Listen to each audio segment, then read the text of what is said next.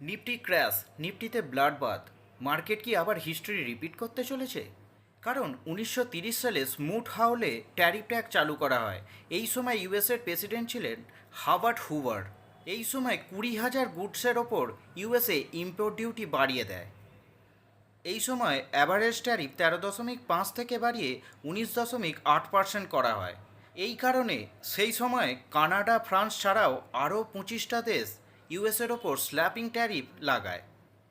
এই সময় market 7 April 1930 থেকে 8 এপ্রিল 1932-এর মধ্যে এই 3 বছরে 86% মার্কেটে ফল হয়েছিল। ট্রাম্প কি তাহলে সেই একই ভুল করতে চলেছে?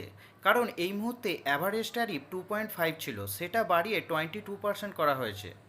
যে কারণে 9 এপ্রিল থেকে এই ট্যারিফ যদি কার্যকর হয়, সেক্ষেত্রে চায়না 10 এপ্রিল থেকে ইউএসের ওপরও ট্যারিফ ডিক্লেয়ার করেছে। এছাড়াও ইউকেও ইউএসের ওপর ট্যারিফ ডিক্লেয়ার করেছে। তাহলে মার্কেটে কি আরও বড় ফল আসতে চলেছে? সেটাই এমএমআই ইন্ডেক্স এবং নিফটির গ্রাফের মাধ্যমে তা দেখে নিই। MMI index, market mood index, এখনও 56.95।